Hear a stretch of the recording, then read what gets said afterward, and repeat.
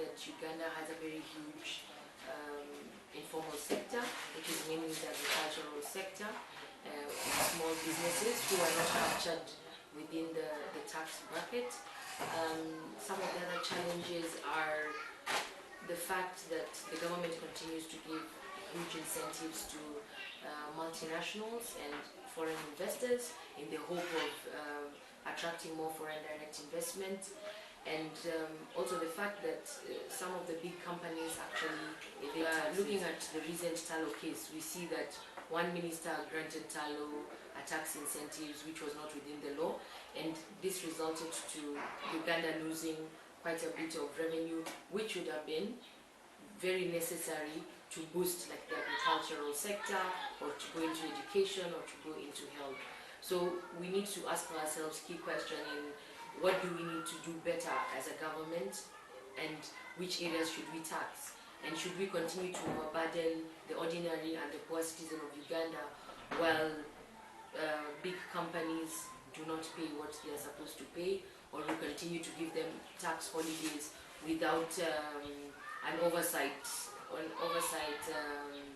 role from the government in terms of the incentives translating to the expected outcomes. Are these incentives matching our expectations, both as a government and both as a citizen of Uganda? But so many people here don't know that they are paying taxes. Now I'm trying to look at it from the Namutumba context where I come from. How much is being collected from the local sources that we have? The local revenue, how much local revenue is being collected? And after collecting it, are there proper methods of collecting it? Do the people know, the local people, more so the youth, who contribute highly, do they know that they are paying taxes?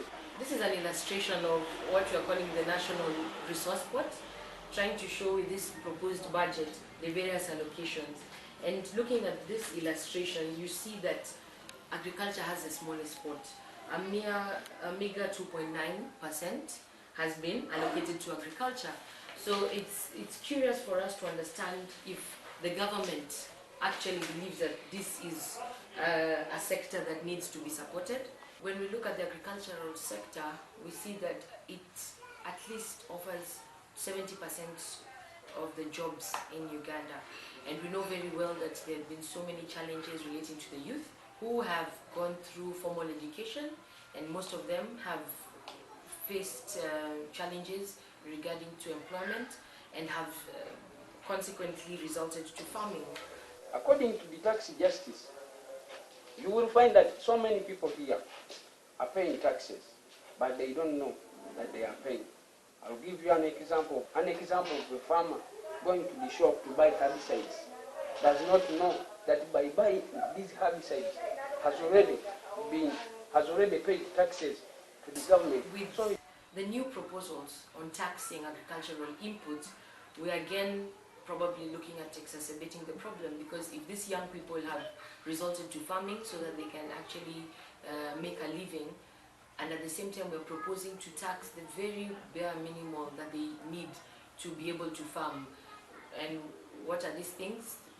The djembes, the hoes, the fertilizers, the pesticides. The new proposals are talking about introducing tax to a previously zero-rated status.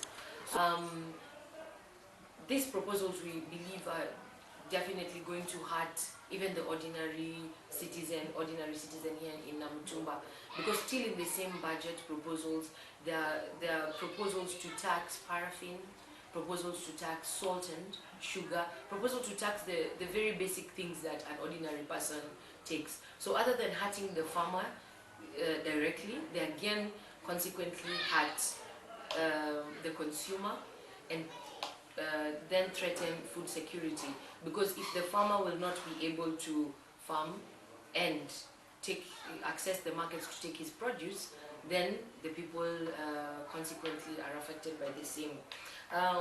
Listening to some of the examples given by the women here, some have really cried that if you look at the cost of the input ordinarily, even before the new proposed taxes, vis-a-vis the produce that they are able to come out with and take to the market, the two do not tally. So it's the effort that they put in to actually take the very few things to the market are not even commensurate to the product that they actually take to the market. So the government has to look at what can they put in place to encourage more people to farm, so that they can actually live up to their policy statements and their commitments to making the agricultural sector like a commercially driven private sector. That we realize we need to focus on was the HRBA, call it the human rights-based approach. We need to focus on its principles.